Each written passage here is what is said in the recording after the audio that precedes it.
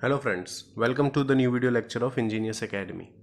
आज हम डिस्कस करेंगे रेसिप्रोकेटिंग पंप के कुछ इंपॉर्टेंट टॉपिक्स के बारे में, जो है discharge, work done and power. ठीक है, डिस्चार्ज मीन्स कितना डिस्चार्ज पंप कर सकता है एक सेकेंड में। Work done means work done reciprocating pump कितना वर्क करता है।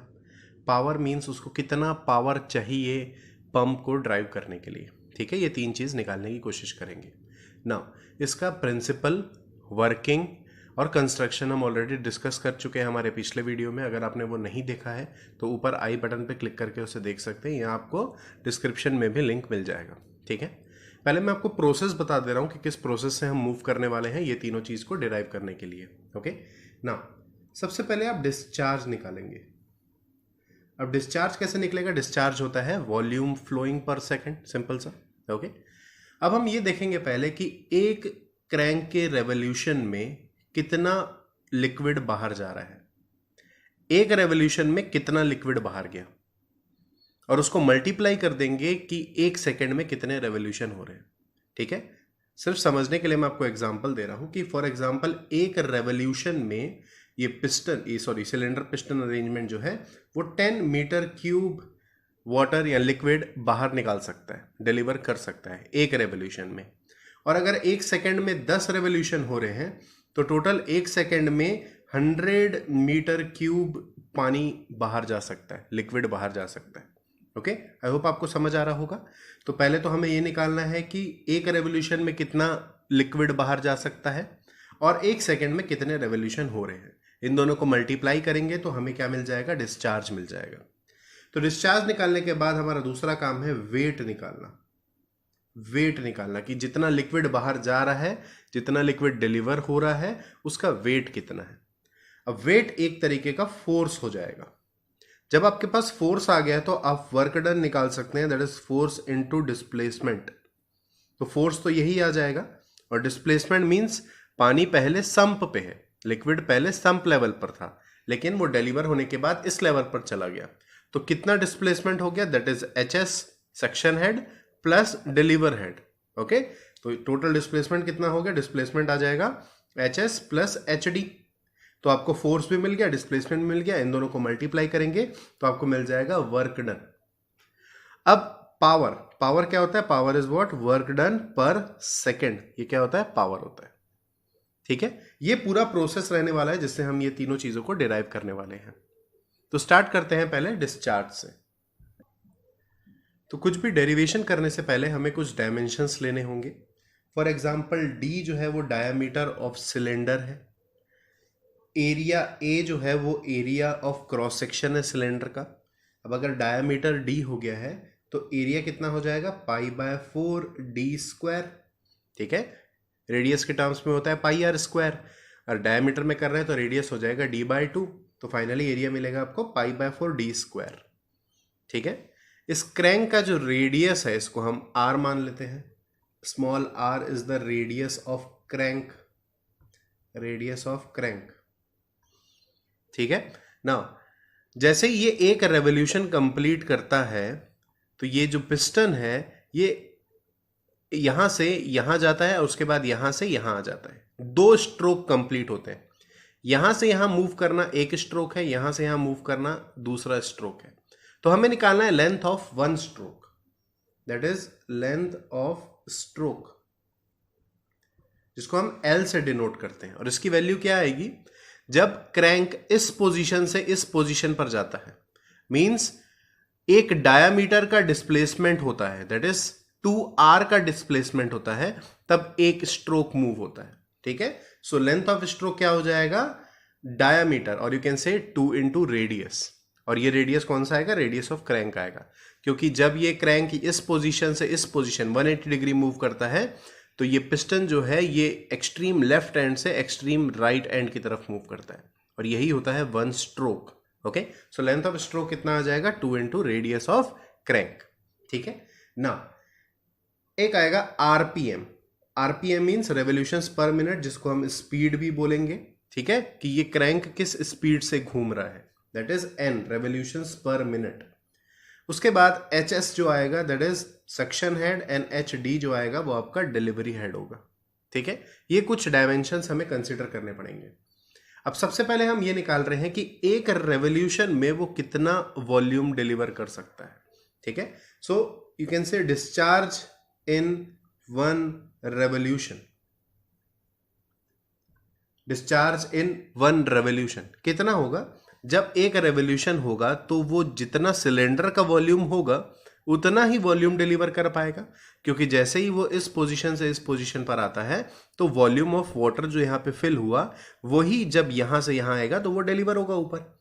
सो वॉल्यूम ऑफ सिलेंडर क्या हो जाएगा? वॉल्यूम होता है that is area into length. Okay, ये हो जाएगा क्या? Discharge in one revolution. ठीक है, अब हमें ये देखना है कि एक सेकंड में कितने रेवोल्यूशन हो रहे हैं। सो नंबर ऑफ रेवोल्यूशन पर सेकंड, नंबर ऑफ रेवोल्यूशन पर सेकंड, तो स्पीड इसकी क्या थी? n रेवोल्यूशंस पर मिनट हो रहे थे। इसको डिवाइड कर देंगे 60 से, तो ये क्या हो जाएगा? रेवोल्यूशंस पर सेकंड हो जाएगा। ठीक है, अब हमें यह पता चल चुका है कि एक रेवोल्यूशन में कितना वॉल्यूम बाहर जाता है और एक सेकंड में कितने रेवोल्यूशन हो रहे हैं। तो हम ये निकाल सकते हैं कि डिस्चार्ज पर सेकंड या फिर वॉल्यूम डिलीवर्ड पर सेकंड कितना हो जाएगा? दैट इज एक रेवोल्यूशन में कितना निकला मल्टीप्लाई एक सेकंड में कितने रेवोल्यूशन हो रहे हैं, दैट इज n/60। तो आपका आंसर आ जाएगा ALN/60। A is the area of cross section of cylinder, L is the length of stroke that is 2 into radius of crank and N is the revolutions per minute। 60 से divide किया क्योंकि पर second निकालना है हमें। Okay, तो आई hope आपको ये समझ आ गया होगा। इसका यूनिट क्या हो जाएगा? दैट इज मीटर क्यूब पर सेकंड, वॉल्यूम डिलीवर्ड पर सेकंड। आई होप आपको डिस्चार्ज समझ आ गया होगा कैसे करना है। सिर्फ और सिर्फ ये दो चीजों पे ध्यान रखिए, एक रेवोल्यूशन में कितना पानी निकल रहा है, कितना लिक्विड निकल रहा है, और एक सेकंड में कितने रेवोल्यूशन हो रहे हैं, उसको मल्टीप्लाई कीजिए, आपका आंसर आ जाएगा। ठीक है, मूव करते हैं वेट निकालने के लिए। नेक्स्ट है वेट ऑफ वाटर या लिक्विड डिलीवर्ड पर सेकंड। एक सेकंड में कितना वेट ऑफ वाटर डिलीवर हो रहा है। तो वेट अगर लेते हैं तो वेट होता है m इंटू जी, और पर सेकंड देखना है इसलिए डिवाइड कर देना पड़ेगा सेकंड से। अब मास होता है क्या? Density into volume. ओके, हमें पता है फॉर्मूला होता है density is mass by volume. So यहां से मास आ जाएगा डेंसिटी इंटू वॉल्यूम। तो मास की वैल्यू रिप्लेस कर देंगे, that is density into volume. Density means जो लिक्विड है उसकी डेंसिटी की बात कर रहे हैं। Okay, into g divided by s, बस एम की जगह क्या आ गया? Rho into g. अब वॉल्यूम पर सेकेंड ही क्या है? आपका डिस्चार्ज पर सेकेंड है, तो हम इसको लिख सकते हैं that is rho g into q. V by s की जगह हमने क्या लिख दिया है? क्यू लिख दिया है, क्योंकि डिस्चार्ज पर सेकेंड इसको डिनोट करते हैं क्यू से। सो आपको वैल्यू मिल गई रो जी क्यू। अब क्यू की वैल्यू क्या है? ALN/60, तो इसको रिप्लेस कर देंगे, that is rho g ALN/60। Okay, ये वेट ऑफ लिक्विड डिलीवर्ड पर सेकेंड है। ठीक है, या फिर बोल सकते हैं आप इसको न्यूटन पर सेकेंड। Weight is what? उसका यूनिट क्या होता है? न्यूटन पर सेकेंड आ जाएगा ये। आई होप आपको वेट क्लियर हो गया होगा। सिर्फ हमने मास की वैल्यू रिप्लेस की है, that is rho into v से। ओके, डेंसिटी इंटू वॉल्यूम से, और वॉल्यूम पर सेकेंड क्या है? डिस्चार्ज है, वही डिस्चार्ज है, और डिस्चार्ज की वैल्यू हमने यहां से पुट कर दी है। ठीक है, अब वेट हमें मिल गया तो हम वर्क डन निकाल सकते हैं। तो वर्क डन पर सेकेंड, वर्क डन पर सेकेंड बाय रेसिप्रोकेटिंग पंप। तो मैंने आपको भी बताया था स्टार्टिंग में कि वर्क डन क्या हो जाएगा? वेट, ये जो हमने ऊपर वैल्यू कैलकुलेट की है, मल्टीप्लाई जो डिस्प्लेसमेंट हो रहा है, फोर्स इंटू डिस्प्लेसमेंट होता है वर्क डन। तो फोर्स यहाँ पर जो वेट है वो फोर्स का काम कर रहा है, और डिस्प्लेसमेंट कितना होगा? HS प्लस HD, क्योंकि इस लेवल से लिक्विड को इस लेवल पर ले जाया जा रहा है। Okay, so that is HS plus HD। ठीक है, वेट की वैल्यू क्या है? रो g ALN/60 multiply HS plus HD, और यही क्या है? वर्क डन पर सेकेंड है।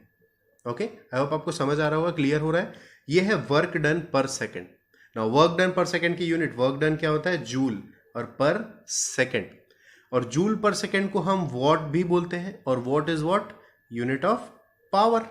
ठीक है, सो यही पावर भी, दैट इज वॉट। हमने निकाला जूल पर सेकेंड जो कि है वर्क डन पर सेकेंड, और यही क्या होता है? What means power. Okay, power क्या होता है? Power is work done upon time. Work done की यूनिट क्या है? जूल है। टाइम की यूनिट क्या है? सेकेंड है। तो इसकी यूनिट आ जाती है जूल पर सेकेंड, जिसको हम बोलते हैं वॉट।